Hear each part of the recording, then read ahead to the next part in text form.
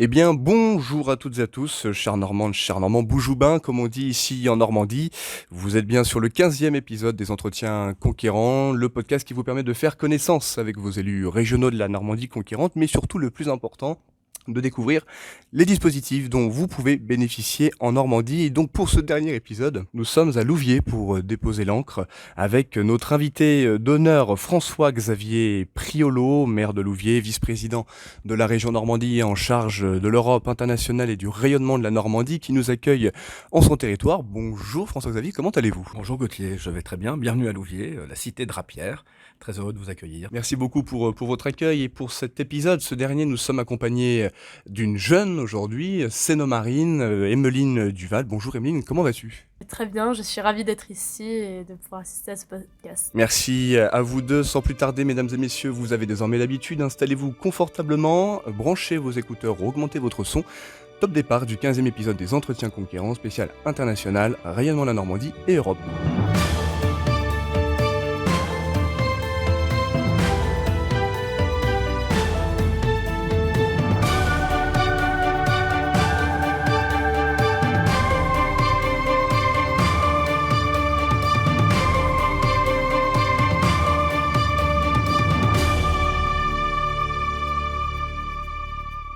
Bien, cher François-Xavier, je vous propose qu'on débute ce podcast avec donc votre parcours professionnel, personnel, qu'on puisse en apprendre un peu plus ce qui vous a fait l'élu d'aujourd'hui. La première question que je pose toujours à l'élu qui est face à ce micro, c'est d'où venez-vous ? Est-ce que vous êtes normand à la base ? Quel est votre parcours professionnel ? Alors moi je suis devenu normand, c'est le fruit d'une rencontre avec Hervé Morin. À l'époque il était ministre de la Défense et j'avais rejoint son cabinet au ministère de la Défense et lui il venait du département de l'Eure. Et un jour il me dit mais François-Xavier tu devrais te lancer en politique. Alors c'était absolument pas prévu mais souvent dans la vie rien ne se passe comme on l'avait imaginé. C'était il n'y a pas si longtemps que ça, et c'était postérieurement déjà à une vie professionnelle qui était bien engagée, pas du tout dans la politique, mais j'ai toujours eu ce goût de l'action publique, ça remonte à il y a très longtemps. Et mon engagement, c'était à l'époque au lycée, en première et en terminale.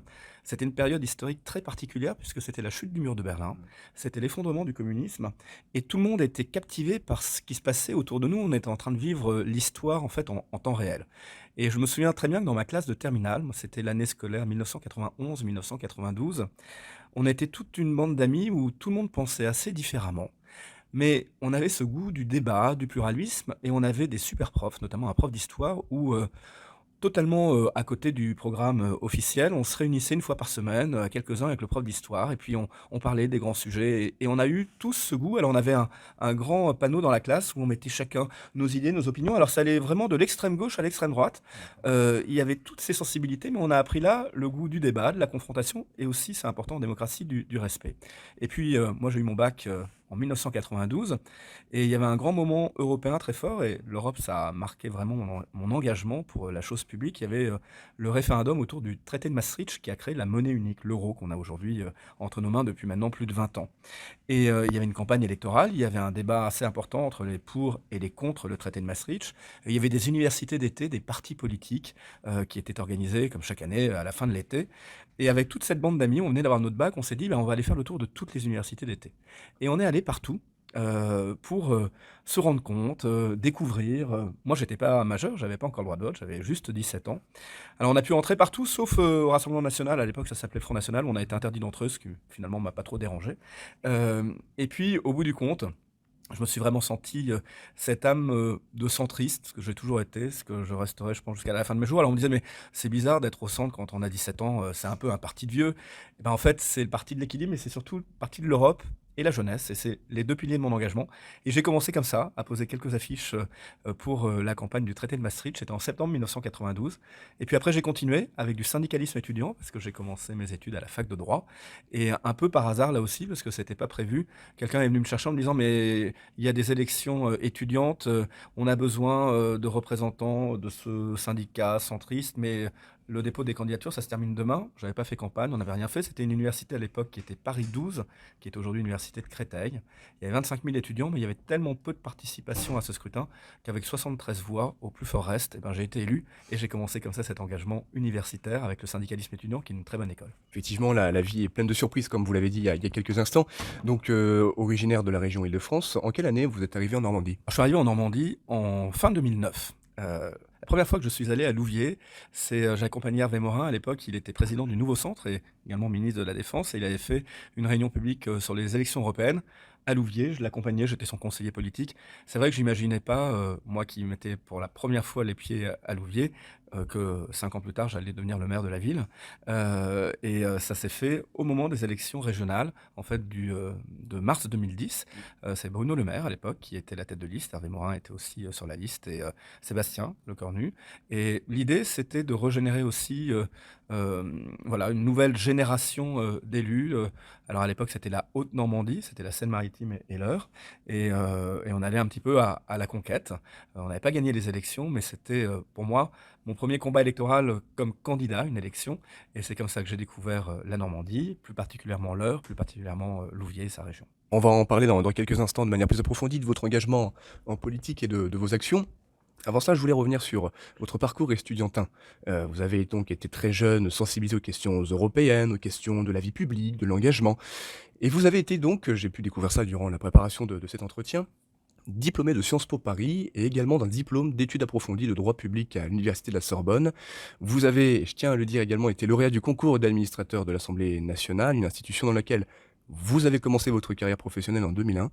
Concrètement, qu'est-ce qui vous a attiré vers cette fonction professionnelle? On sait que l'engagement public est venu très jeune, mais est-ce que cela a joué ou est-ce qu'il y a un autre facteur qui vous a fait aller vers les institutions publiques? Bah, ça s'est fait. J'ai eu dans cette période du début de mes études à mon entrée à l'Assemblée, quand j'ai réussi le concours d'administrateur, j'étais pas forcément prédestiné à ça parce qu'il se trouve qu'en parallèle à mes études, vous l'avez dit, du droit et Sciences Po, j'avais fait un stage dans un journal, le Nouvel Obs. On était en 1994, j'avais donc juste 19 ans. Et c'était juste un stage d'un mois parce que le journalisme et les médias étaient toujours un monde qui m'avait attiré. Et à l'époque, quand on était à la fac, on avait pas mal de vacances. Donc, j'avais pris un mois de stage. Et ce mois de stage, en fait, s'est transformé en 7 ans au Nouvel Obs.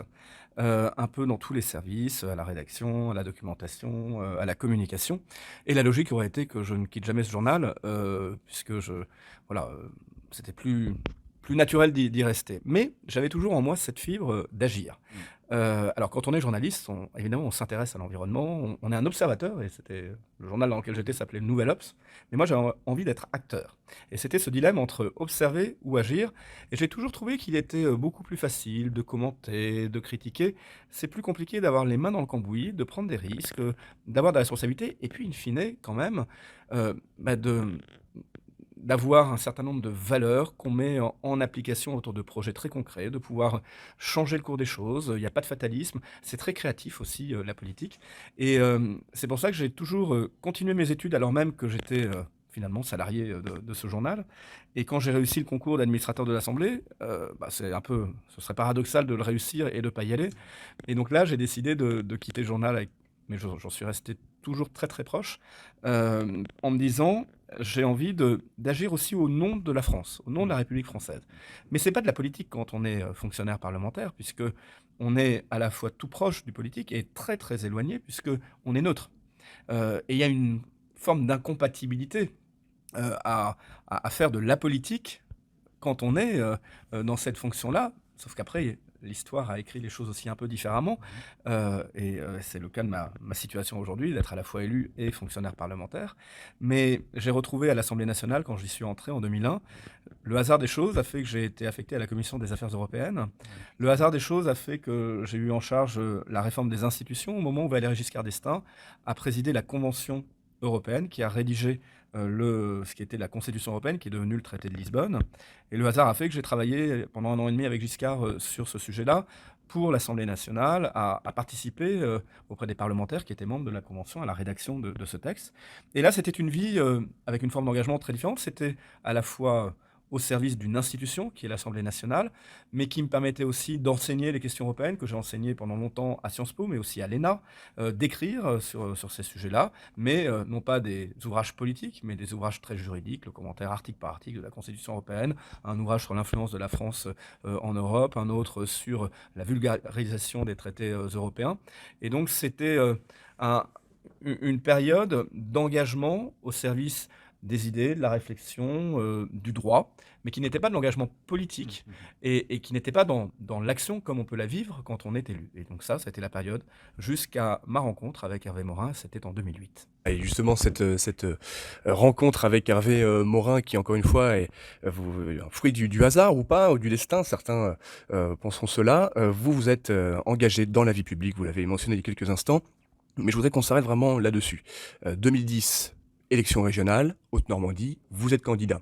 La liste n'est pas lauréate, mais durant le mandat, vous êtes quand même devenu conseiller régional, après un turnover avec Hervé Morin, qui était ensuite appelé pour d'autres fonctions. Concrètement, vous qui découvriez la Normandie, ou du moins la Haute-Normandie en tant qu'élu, comment avez-vous vécu ce premier mandat? C'était extrêmement formateur comme mandat. D'abord, quand on est dans l'opposition, on doit aussi beaucoup travailler pour analyser, décrypter toutes les politiques publiques, trouver des angles aussi d'attaque et de contradiction par rapport à la majorité en place. C'était ma première expérience dans une assemblée d'élus et dans une région qui, à l'époque, était plus petite, que j'ai appris à connaître.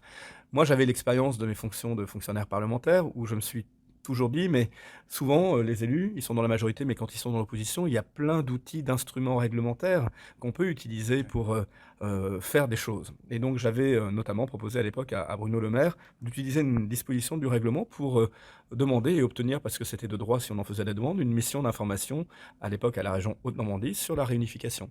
Parce que le sujet n'était pas du tout acté à l'époque, et ça embêtait bien à l'époque la majorité régionale de Haute-Normandie.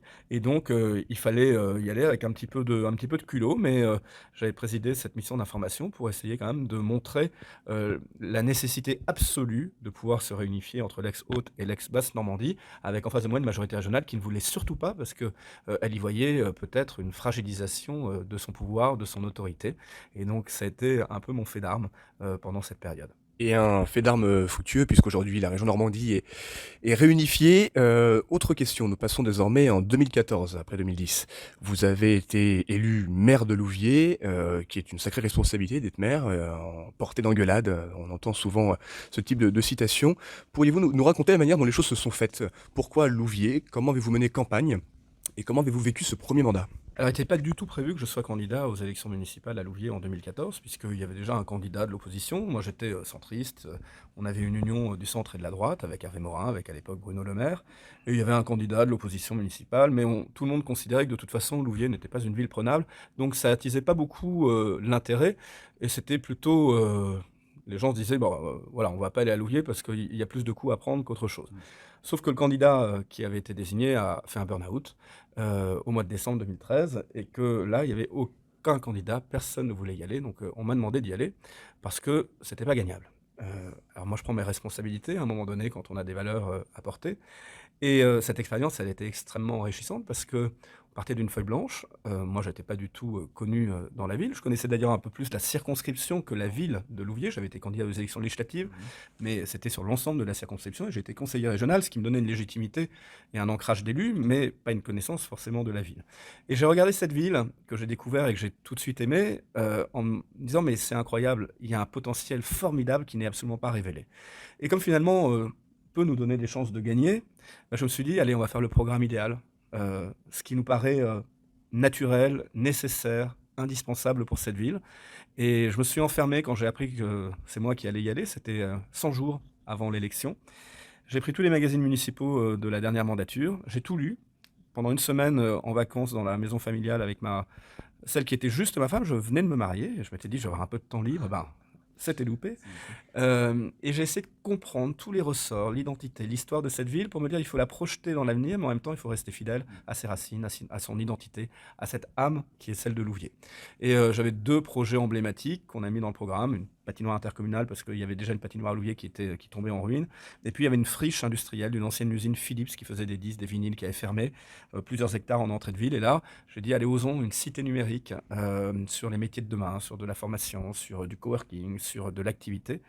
Et c'est un peu ça, le projet. Et le maire sortant, qui était sûr de sa réélection, qui lui aussi était conseiller régional d'ailleurs, venait d'inaugurer 2 semaines avant le premier tour un centre aquatique incroyable avec 5 bassins. C'était pour lui la garantie de sa réélection. Et en fait, à un moment donné, la campagne électorale s'est résumée à piscine contre patinoire. Patinoire a gagné et elle a été construite, notre nouvelle patinoire intercommunale. Elle cartonne. La cité numérique, elle cartonne aussi. On a même Hermès qui s'est installé sur le site. Et donc, c'est aussi la démonstration parce que je me souviens des blogs qui sont toujours en ligne de nos opposants qui disaient mais ils racontent n'importe quoi, Priolo c'est impossible. Ben non, en fait c'est pas impossible si on s'en donne les moyens. La preuve c'est que c'est fait et la preuve c'est qu'aujourd'hui, eh ben, moi, je suis le plus heureux de pouvoir, avec l'ensemble des habitants, sans parti pris politicien, en étant ouvert d'esprit, se dire c'est notre ville à nous tous, on a envie qu'elle aille de mieux en mieux, on en est fier, on se l'approprie et c'est ça la magie de la politique. Magie de la politique qui s'est poursuivie après en 2015 avec les élections régionales où vous avez été candidat pour la liste de la Normandie conquérante, encore et toujours aux côtés d'Hervé Morin. C'est un sacré chemin que vous parcourez ensemble. Ça a été une sacrée aventure, j'imagine, 2015. Comment les choses se sont faites également pour être sur la liste? C'était un pari audacieux tout de même de partir sur une liste transpartisane, un projet pour un territoire, une nouvelle région à bâtir. Comment vous avez perçu les choses, ressenti les choses et vécu les choses? C'était une formidable perspective de se dire que la région allait enfin être réunifiée. Alors j'étais pas seulement sur la liste, j'étais le directeur de la campagne, et notamment avec l'écriture du projet. Et ça, c'est un peu notre complicité avec Hervé Morin, parce que ça faisait quand même pas mal d'années qu'on travaillait ensemble, et on avait beaucoup échangé sur justement, un peu comme une échelle municipale de Louviers révélait le potentiel, c'était là de se dire, c'est du gâchis, on a tellement de savoir-faire, de talent, de pépites, et notre petite taille fait que si on ne réunit pas l'histoire et la géographie, on va pas révéler ce potentiel. Ça a été une très très belle aventure, ça a été très serré, je me souviendrai toujours du soir du premier tour où en gros quand on regarde le score au soir du premier tour, on est battu. C'est arithmétiquement, on n'a aucune chance de gagner. Là aussi, c'est la magie de la politique, c'est qu'on se dit, mais on va aller chercher les voix une par une, on veut vraiment montrer aux Normands qu'on a un projet ambitieux pour eux. Il y a eu ces réunions publiques de l'entre-deux tours. Je me souviens notamment d'une réunion publique à Rouen assez décisive. Et ces voix, une à une, nous sommes allés les chercher. Et le soir du second tour, il a fallu attendre les toutes dernières minutes de dépouillement pour savoir qui allait gagner. Eh bien, on a gagné avec quelques milliers de voix, ce qui est rien à l'échelle de la région. Et quand on voit le travail effectué, et puisque les Normands, la confiance renouvelée qu'ils nous ont accordée en 2021, c'est la preuve que là aussi, la politique, peut-être qu'elle a une mauvaise image en général, mais je vous assure qu'au local, au départemental, au régional, les gens sont des pragmatiques. Ils aiment avoir des élus de proximité, mais qui bossent aussi sur des sujets stratégiques pour leur territoire. Et que, généralement, il n'y a pas d'ingratitude des électeurs. Et dernière question, cher François-Xavier. À l'issue de ces régionales, vous avez donc été nommé vice-président de la région Normandie, en charge notamment des affaires européennes, une mission, fonction que vous êtes toujours à la tête. Vous qui êtes un Européen convaincu, un fervent défenseur de l'Europe, ça doit être une fierté d'être vice-président en charge de ces sujets-là pour la région Normandie, la deuxième région la plus connue au monde. Oui, alors on met beaucoup de choses dans le portefeuille affaires européennes, internationales, et puis là, depuis 2021, le rayonnement de la Normandie, mais notamment dans le volet européen, il y a toute la gestion des fonds européens qui sont décentralisés en grande partie à l'échelle des régions. C'est plus d'1 milliard d'euros pour la région Normandie, tous fonds confondus sur une période de 7 ans. Donc là, il y avait aussi un enjeu parce qu'on disait souvent des Français qu'ils avaient du mal à dépenser ces fonds européens. Et il a fallu mettre et adapter tout le dispositif des fonds européens à la réunification parce que à l'époque, on avait des fonds distincts selon la haute et la basse Normandie et on a gardé cette distinction parce que la réunification, elle est intervenue après la programmation des fonds européens de 2014. Donc ça, c'était un gros défi magnifiquement rempli par les services de la région, vraiment par des agents de la direction Europe internationale et des services thématiques absolument incroyables pour justement tout réorganiser, utiliser au mieux et optimiser l'utilisation de ces fonds européens. Et puis, il y avait ce projet que j'ai très rapidement proposé à Hervé Morin quelques semaines après mon élection de vice-président de la région, On cherchait pendant notre campagne électorale un élément fédérateur autour, justement de cette Normandie réunifiée. Et on était en train d'envisager à l'époque déjà le 75e anniversaire du débarquement, mais il y avait aussi un certain nombre d'initiatives, notamment un dossier sur l'inscription des plages de débarquement au patrimoine mondial de l'UNESCO. Et moi, j'ai vu, en étant maire d'une ville de l'ex-Haute-Normandie, qu'il n'y avait pas du tout les mêmes cultures, les mêmes approches, selon qu'on était dans le Calvados ou la Manche, ou qu'on était dans l'Eure ou en Seine-Maritime. Et j'ai fait cette proposition à Hervé Morin de se dire, mais finalement, est-ce que c'est pas autour de l'international qu'il y a un élément fort sur l'identité de la Normandie? Je lui ai proposé de faire Normandie pour la paix. Je me suis dit qu'il y avait quelque chose à creuser là, parce que quand je me disais dans ma tête Poitou-Charentes pour la paix ou Rhône-Alpes pour la paix, ça faisait bizarre, alors que quand je me disais Normandie pour la paix, ça paraissait totalement évident. Et j'ai fait ce constat qu'il existait des grands rendez-vous à l'échelle, à l'agenda international, sur les questions climatiques, bien sûr, avec les Nations Unies, sur les questions économiques, avec Davos, mais que paradoxalement, il n'existait pas d'événements ouverts, pluridisciplinaires, pas segmentés pour une catégorie, ici les militaires, ici les diplomates, ici les ONG, sur ces questions de paix et de sécurité. Euh, Beaucoup d'eau a coulé sous les ponts depuis 2016. Et aujourd'hui, quand on voit que la guerre est de retour en Europe, on se dit évidemment c'est un sujet majeur. Mais à l'époque, c'était peut-être pas si prégnant. Et je suis très heureux que on se dise pas uniquement bah, la Normandie, c'est les valeurs de paix et de liberté. Et puis, une fois qu'on a dit ça, qu'est-ce qui se passe? Il fallait l'incarner. Et l'idée de ce forum, qui n'est pas seulement un forum, mais qui est aussi un programme permanent tout au long de l'année, hors les murs, vraiment dédié à la jeunesse, avec une association incroyable des lycéens, mais aussi de tout le corps enseignant, mais une dimension de recherche, une dimension culturelle, une dimension vraiment sur la médiation, sur l'idée qu'on peut aussi prendre notre part à la prévention, à la résolution des conflits, sans se considérer comme un État ou une organisation internationale, mais la paix, la sécurité internationale, c'est l'affaire de tous, et les peuples, les citoyens, n'ont pas envie d'être mis à l'écart de ces grands enjeux. Alors, il y a effectivement beaucoup de choses qui ont été dites. Je voudrais vraiment qu'on prenne le temps pour que nos auditeurs comprennent l'ensemble de votre action régionale derrière Europe. International, rayonnement de la Normandie, j'imagine qu'il y a beaucoup d'actions concrètes. Concrètement, quelles sont-elles et devrais-je dire, je vais reformuler ma question, la vice-présidence, comment vous la concevez avec Hervé Morin, cette vice-présidence, sur ces sujets importants qui permet justement de mobiliser des fonds qui peut-être jusqu'ici n'étaient pas autant pour faire rayonner la Normandie? Comment vous faites? Comment vous concevez cela? Alors ça, c'est un principe d'action fondamental, et quelque chose que m'a vraiment appris Hervé Morin, c'est quand on fait de la politique, il faut réfléchir à des choses qui sont de nature à changer la donne. Il ne faut pas être dans la gestion au quotidien. Bien sûr qu'il faut gérer. Et quand on est élu, on est là pour être les garants d'une saine gestion. Mais il faut porter une vision, et il faut se dire, est-ce que ce que je fais change ou pas la donne? Et c'est vraiment le fil conducteur de toute l'action. C'est un peu ce qu'a demandé Hervé Morin à chacun des vice-présidents dans ces domaines. On fait des choses qui changent la donne. Alors dans le domaine de l'Europe et de l'international, il y a énormément de choses, et je me souviens quand on est arrivé à la région, il y avait un peu ce réflexe de se dire oh, ben, l'international c'est pas le cœur de compétence de la région, alors il y a des associations qui font ça très bien, donc en gros on leur donne une subvention tous les ans puis elles le font pour notre compte. Moi tout l'enjeu c'était qu'il y ait une appropriation de ces sujets par les Normands, mais aussi par l'ensemble des services du Conseil régional. Et donc c'est très transversal, c'est pas une case internationale à côté des politiques publiques. C'est en gros comment dans chacune des politiques publiques thématiques de la région, il y a forcément une dimension européenne et une dimension internationale.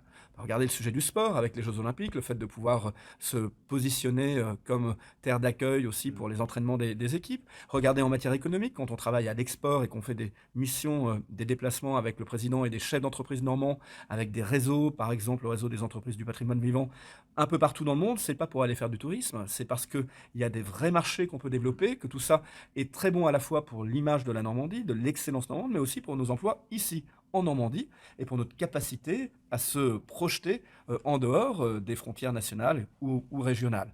Et vous avez ça dans tous les domaines. Dans le domaine culturel, il est évident que quand on fait Normandie impressionniste, nous étions il y a encore quelques semaines avec Hervé Morin, avec Catherine Morin-Desailly aux États-Unis. On est allé au Met, on a travaillé aussi à des prêts de tableaux pour aussi faire rayonner la culture, non seulement avec un apport international en Normandie, mais aussi de pouvoir faire connaître la Normandie hors des frontières. Donc ça, vous l'avez dans tous les sujets. Et le cas d'école, ça a été sur les fonds européens, pour se dire, les fonds européens, il ne faut pas qu'ils soient gérés en fait uniquement par une direction Europe. La direction Europe, elle est là pour faire le pilotage stratégique, pour faire la relation, et ça c'est mon rôle d'élu, avec la Commission européenne, avec ceux qui sont nos interlocuteurs, l'État, l'Europe, il y a des comités État-région, pour justement faire en sorte que ces fonds européens ils soient des leviers d'action pour la mise en œuvre et l'amplification des politiques régionales. Mais donc il faut que les directions thématiques se les approprient. L'Europe, elle est là pour nous aider à réussir les grandes transitions à l'œuvre, la transition numérique, la transition écologique, les mobilités. Et donc, c'est pas la direction Europe qui va s'occuper des mobilités, c'est la direction sur l'aménagement du territoire. Donc, il a fallu recruter, former des instructeurs qui, quand ils vont avoir des porteurs de projets en face d'eux, le porteur de projet, il ne doit pas venir pour dire je veux des fonds européens. Il doit venir voir la région pour dire j'ai un projet, comment je peux le financer? Et à la région de dire ben, on peut le financer en prenant des fonds européens, des fonds régionaux, des partenariats, etc. Donc l'Europe, elle irrigue l'ensemble de nos politiques publiques. Et puis, il y a quelque chose que j'ai vraiment voulu marteler, et on le fait notamment à travers une stratégie que j'ai souhaité faire adopter par le Conseil régional. On l'a fait en 2016 et on l'a refait en 2022, c'est de se dire que notre rapport à l'Europe, c'est pas un rapport du tiroir caisse. Notre vision de l'Europe, c'est pas juste d'aller prendre de l'argent. Notre vision de l'Europe, c'est de faire partie d'une communauté de destin et de dire que la Normandie, par ses savoir-faire, par son excellence, par sa géographie, elle contribue aussi à la compétitivité de la Normandie, de l'Europe, au rayonnement touristique et culturel de l'Europe. Et donc, on est dans le même bateau, pas la même galère, le même bateau. On a envie d'avancer ensemble, on est fiers de notre appartenance et on sort de ces discours un petit peu stériles sur combien tu me donnes, combien je te reçois. C'est surtout pas ça l'Europe. Et c'est vraiment la vision qu'on veut porter. Il y a des très beaux sujets en termes de patrimoine, il y a des très beaux sujets en termes d'innovation, des sujets majeurs pour la Normandie en termes de recherche et d'innovation. Moi, je suis un peu le VRP des différentes structures normandes quand l'Université de Caen veut monter des partenariats à l'échelle européenne. Et ben, je prends mon bâton de pèlerin, on y va ensemble à Bruxelles, on va voir la Commission européenne. C'est ça mon rôle, c'est pas de faire à la place, c'est de dire à tous les acteurs normands que dès qu'il y a une dimension européenne internationale, ils ont une région, un élu qui est là pour leur faciliter leur démarche parce qu'il peut y avoir un coût d'entrée parfois un peu élevé sur ces sujets. Alors vous avez employé le terme de fonds, on en a parlé énormément, sans détailler précisément ce qu'était un fonds. Pour celles et ceux qui nous écoutent, qui peut-être ne sont pas aussi sensibles que cela au fonctionnement de l'Europe, des possibilités que l'Europe peut apporter, qu'est-ce qu'un fonds? On entend FEDER, FTJ, FEADER, FEAMPA. Qu'est-ce que c'est que tout ça? Des fonds, c'est de l'argent, en gros. Et on a un grand moment, tous les 6 à 7 ans, de discussion avec la Commission européenne dans une politique européenne qui s'appelle la politique de cohésion. La politique de cohésion, en fait, c'est de l'argent du budget européen qui est réparti dans les différents pays et à l'intérieur des différents pays sur les différents territoires de l'Europe pour essayer d'équilibrer un petit peu l'aménagement du territoire, de donner plus à ceux qui ont moins. Et nous, en France, on a, alors moins que certains pays qui sont entrés récemment dans l'Union européenne, mais il y a quand même beaucoup, beaucoup d'argent, non pas pour faire ce que on pourrait faire tout seul. C'est ce qu'on appelle l'effet de levier des fonds européens, c'est-à-dire un projet. L'idée, c'est que s'il est financé par l'Europe, c'est que s'il n'y avait pas ce fonds européen, le projet ne verrait pas le jour. Et l'ambition de cet argent européen, c'est qu'il intervient dans tous les champs de la politique. Quand on parle du FEADER, c'est l'agriculture. Mais c'est l'agriculture en 2023 qui est aussi là pour penser à la reconversion, à la contribution de l'agriculture au développement durable. Quand on parle du FEDER, c'est plein de choses. Ça va de l'innovation, la recherche, la rénovation thermique des bâtiments, la mobilité. C'est tout ce qui est la compétitivité. Quand on parle du Fonds social européen, c'est tous les dispositifs et tout l'argent qui va nous aider à faire des formations, notamment pour rapprocher les gens qui sont éloignés de l'emploi, pour permettre d'être humainement compétitif et à jour en matière de connaissances. Et puis il y a un tout nouveau fonds qui est arrivé cette année, c'est le fonds de transition juste. Bah ça, il concerne une partie de notre territoire de Normandie, autour de la vallée de la Seine, mais aussi de la vallée de la Brelle. Ça, c'est l'idée de se dire, on parle évidemment, et c'est un impératif d'investissement pour le développement durable, de décarbonation de l'économie, sauf qu'on a des territoires en Normandie avec beaucoup d'industries, et donc c'est compliqué du jour au lendemain de dire stop, on arrête d'avoir des activités parce qu'elles sont polluantes. Et donc ce fonds-là, il va venir donner de l'argent supplémentaire pour réussir ces transitions. C'était une longue négociation pour obtenir qu'il soit éligible au département de l'Eure et de la Seine-Maritime sur la vallée de la Seine et sur la vallée de la Brelle en Seine-Maritime.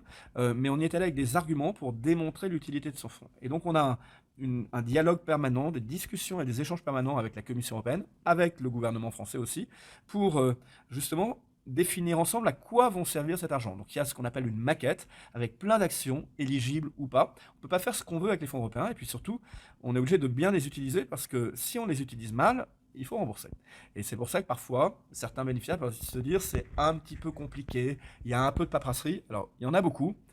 Peut-être qu'il y en a un peu trop, c'est vrai, mais moi qui suis maire, quand je compare parfois avec des dispositifs nationaux sur la rénovation urbaine, par exemple, les programmes en rue, bah finalement, il n'y en a pas tant que ça non plus à l'échelle européenne. Et nous allons donc terminer sur cette deuxième partie avec une question plus internationale. On a parlé Europe, nous avons parlé Normandie pour la paix, donc qui, outre le forum, est animé par la Chère Normandie, est animé également par le prix Liberté. La région Normandie, elle a également tissé ces dernières années différentes connexions, relations avec d'autres régions du monde. Je pense notamment au Manitoba, à Madagascar, notamment à Tsinana, si je ne me trompe pas dans la prononciation, auquel vous êtes allé, vous allez en parler, ou encore le comté de Westland.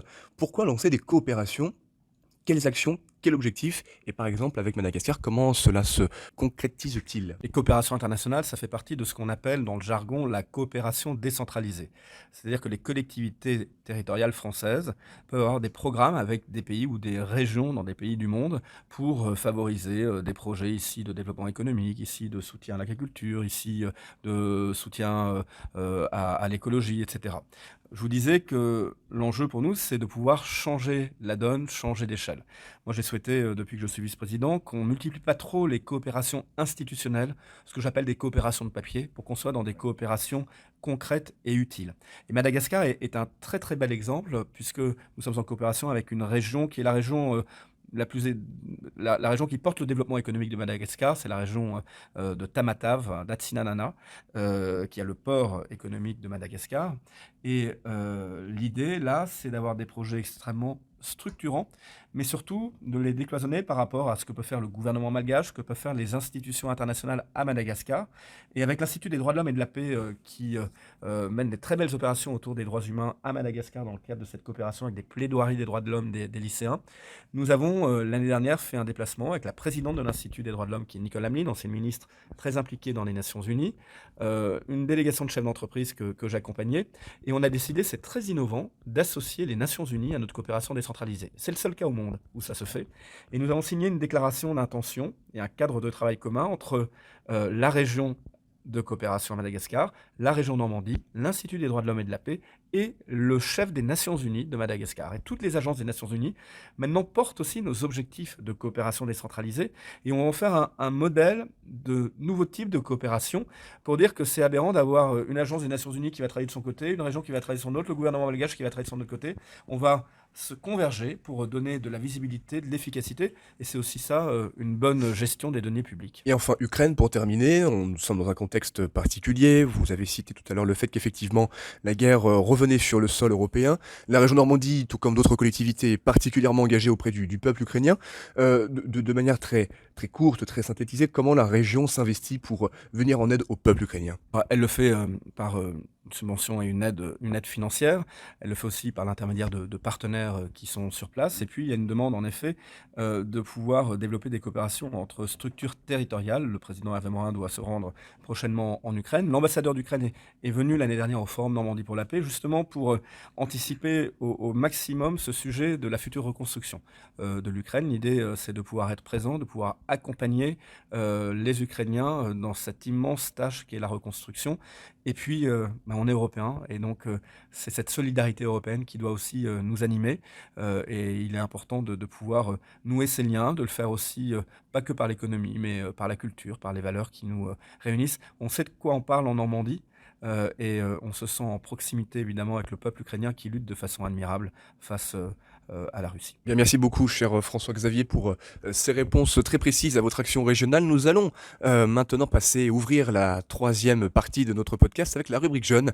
Vous savez, chers auditeurs, la rubrique qui permet à un jeune et une jeune normande de pouvoir poser des questions à un élu, un vice-président en l'occurrence aujourd'hui une nouvelle fois. Et donc aujourd'hui, elle s'est très brièvement présentée en introduction. Emeline, est-ce que tu pourrais davantage te présenter pour celles et ceux qui nous écoutent? Donc, je m'appelle Emeline Duval, j'ai 16 ans, je suis encore lycéenne, je passe en terminale l'année prochaine. Je viens de la Seine-Maritime et j'ai rejoint les Jeunes Normands Conquérants en novembre dernier. Alors, en mai dernier, on est parti à Jersey pour découvrir cette île et sa culture et son économie. Et nous avons compris, grâce aux dirigeants et aux acteurs économiques, leur volonté d'accroître leurs échanges avec notre région. Avez-vous d'autres exemples de régions internationales et ou européennes qui souhaiteraient ou qui vont collaborer avec notre région ? Alors déjà sur Jersey, c'est vrai que le Brexit, la sortie du Royaume-Uni, de l'Union européenne, a compliqué les choses parce que les îles anglo-normandes sont, très proches de la Normandie. On tient chaque année un sommet annuel des relations entre la Normandie et les îles anglo-normandes. Ce sera, au mois de septembre prochain et c'est alternativement en Normandie ou à Jersey ou Guernesey. Et c'est vrai qu'avec le Brexit maintenant, il faut un passeport, enfin c'est tout ça est beaucoup plus compliqué alors qu'il y a une volonté de part et d'autre de nouer des liens.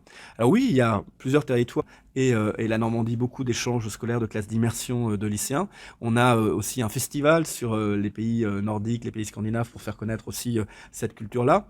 Et il ne faut pas avoir d'a priori sur le sujet. Moi, je crois que dès qu'il y a une volonté de développer des échanges, il faut les développer de façon la plus décentralisée possible entre le monde associatif. Il n'y a pas toujours besoin d'avoir un chapeau politique pour développer des échanges. Il faut que ce soit fluide entre les différents acteurs. Le président Morin est allé récemment au Monténégro. Il y a des perspectives. Il y a plein de choses qui sont dans le monde universitaire, mais il y a aussi des coopérations de structures culturelles. Par exemple, l'Opéra de Rouen qui peut aller se produire dans différents endroits du monde. On a aussi à travers les musées dans le monde entier des coopérations possibles. J'étais à Mannheim en Allemagne au mois de janvier pour une très très belle exposition sur l'origine européenne des Normands au musée de Mannheim. Près de 100 000 visiteurs à cette exposition. Et donc là, ça se fait directement entre les acteurs. Donc dès qu'il y a un intérêt, il faut saisir la balle au bon. Très bien, merci beaucoup pour votre réponse. Ma deuxième question était dans quel domaine la Normandie rayonne principalement et dans quel domaine vous voudriez qu'elle soit plus mise en valeur? D'abord, la Normandie, elle rayonne par son nom, parce que ça fait partie des très rares régions au monde que l'on connaît. Ça, c'est un atout absolument incroyable, mais vous dites Normandie au Japon, aux États-Unis, au Moyen-Orient, tout le monde connaît parce que ça se traduit facilement, Normandie ou Normandie, et que bien sûr notre histoire récente notamment, fait que le débarquement, l'issue de la Seconde Guerre mondiale en Europe occidentale, ça s'est fait en Normandie. Mais ça suffit pas. Il faut transformer l'essai, mais on a en effet ce capital sympathique qui est très important. Et aujourd'hui, le rayonnement, il se fait notamment, je suis toujours frappé par les produits de l'excellence normande. On a des produits dans le textile, dans un certain nombre de secteurs d'activité où on est très renommé. Et il nous faut aujourd'hui aussi développer des filières d'avenir. Il y a une stratégie de la Normandie autour de l'hydrogène pour être un territoire reconnu à l'échelle européenne pour le développement de cette énergie de l'avenir.